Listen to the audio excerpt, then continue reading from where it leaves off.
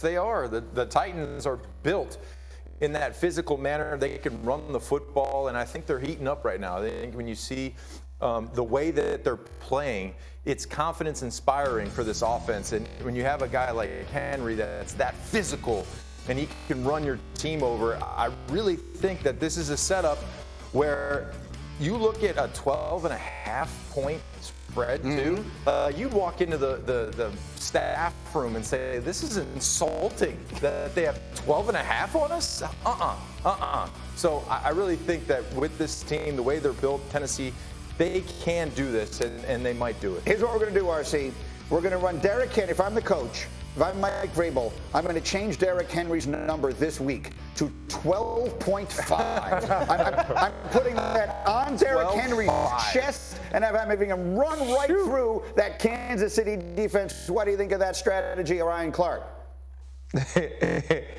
Well, Greeny, you're the same guy that was actually excited about Nico's speech, so you get motivated in weird ways. Maybe you would like to see a 12.5 on the jersey throughout the entire week. I think the one thing is when people are looking at this Tennessee Titans team, they're thinking about the Tennessee Titans team that lost to the Giants week 1, or the team that went to Buffalo and got their doors blown off by Josh Allen and that team. That's what they're focusing on, not necessarily the team that's found its identity again and is running behind Derrick Henry and getting big stops defensively with a great rush by Simmons in the middle. And I think that team has a chance to win this week. I think that's the team that the Kansas City Chiefs will be nervous shows up in their stadium on this weekend. But the other part about it is the Tennessee Titans, throughout their tenure with Mike Vrabel, have always understood who they are. They started this season, and I think kind of finished last season,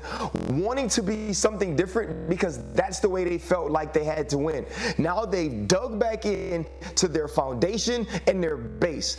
And their base starts with 22, and that's the last person the Kansas City Chiefs want to see because he can control the game and he can eat up yards. This is a huge game for the Chiefs this week. They need to show that they can stop the bleeding running, but also play offensive smart enough to keep the ball away from Derrick Henry so he doesn't keep Patrick Mahomes on the sideline. What do you think, Pryor?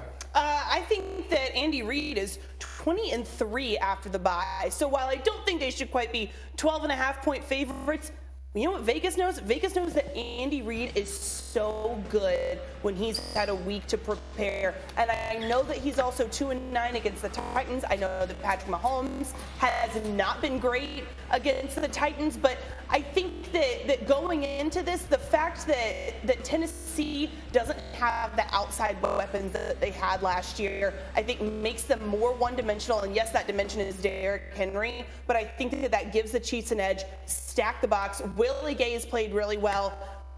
I think the Chiefs win. We'll put the picks up on the screen as we hear from Sacho. What do you think? The fact that Ryan Tannehill may not play in this game, as in practice, that's another big deal. And so I get it. The last couple games, Andy Reid hadn't been able to beat this team. But Ryan Tannehill not a quarterback, Derrick Henry at running back, all these things. It'll be interesting to see. I'm picking Chiefs. So you see the picks up on the screen. It's not just the 12.5. Ninko has 2 words for you. Money line. Let's see if that winds up paying off this weekend. Much more NFL conversation as we are back on Get Up. Our next stop is Tampa, where the Buccaneers host the Rams Sunday in a playoff rematch from last year. It's actually the last 2 Super Bowl champions. Here was Tom Brady addressing the state of his 3-5 Bucs and what can be done to reverse their fortunes. Give a listen. 8 games, whatever, you could be 7-1 and be 1 game out. You know, you could be the record we're at. But the reality is that 3-5, there's a reason why we're 3-5. You got to fix the reasons why you're 3-5. It's 1 game, but it's not like we have a huge margin of error when we take the field. We don't. So we got to make the plays that are winning plays. And there's winning plays and there's losing plays. There's winning football, there's losing football. And we just haven't got over we haven't been on the right side of winning very much this year. They've been bad. They're coming off sort of a mini bye. The week ago Thursday was their last game. And look who joins this party this morning. David Pollack is with us from the scene of game day tomorrow, where they'll have Tennessee and Georgia. We'll get plenty into that as we go. But let me start with this. Ryan Clark, I'm starting with you. Hear me out. the things that are happening with the Buccaneers so far this season don't actually make sense. Their defense, which should be really good, has been just terrible. Yeah. Tom Brady, it's not like he looks bad. It looks like he and Mike Evans never played together before in their entire lives. These things don't make sense. They've had a mini bye. They're going to get things together. I just have a feeling they're going to knock off the Rams this weekend on their way to putting together a really good second half. RC, am I crazy? I don't think you're crazy, Greeny. I think, one, we have all built up so much. Well, Tom Brady has built up so much emotional revenue for all of us.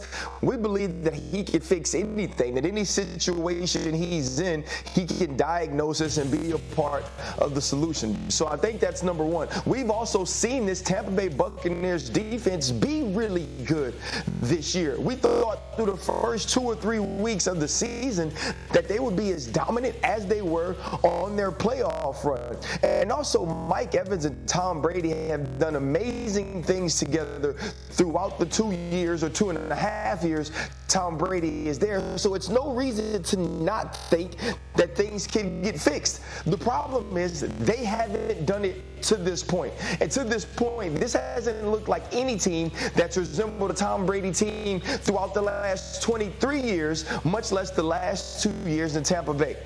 This is a huge week against the Los Angeles Rams. I think the Los Angeles Rams beating them last year and winning the Super Bowl will help this team be focused and thinking about how to get better this week and get this one win. And I think that this Tampa Bay Buccaneers team will win the NFC South. But it ain't about what I think, Greeny. It's about what they do, and it has to start this week. Yeah. Talk is cheap, and it's time to do it. And David Pollack, what do you expect? I'm just still emotional revenue. That's what he's built up, RC. Okay, I don't know what that is. It sounds really awesome. But Tom Brady's really, really good. I'm interested to see, this Buccaneers team. And I do, listen, I believe in this week, Greeny, because let's be honest, too, on the other side, the Rams suck. I mean, they're awful. They've been very ungood all year long. Cooper Kupp, now being banged up, who is the number one focal point of the offense. Greeny's suiting up probably at running back for him. I mean, they got running back issues all over the place. So they're coming across the country, to play the Bucs. I love the Bucs this week. I think the Bucs obviously have a lot to prove. They have the extra time off. Their weapons are all getting more and more healthy. So this week, I love the Bucs. Long term, do I think the Bucs are going to make some noise? I don't, but for this week, I definitely like them. All right, Nico, this morning in our meeting, when I bounced this thought off of everybody, you gave us a motivational speech. Give it to us. What's the motivational speech this week for Brady and the Bucs? All right, fellas, look around this room right now. I want you to look around this room. There's no one walking through that door that's going to help us. We're all we got right now. We're all we got right now. Everyone in this room, we got to come together. The first 8 weeks, that's in the past. That's not going to help us moving forward. We got to take this 1 week at a time. 1 week at a time. We got the Rams this week, and remember what they did to us last year. We're going to look in the future. We're going to look at this week, and only this week. It starts now. It starts right now. I'm ready to go. Starts now, Greeny. I'm ready to hit somebody. I'm not ready with that speech.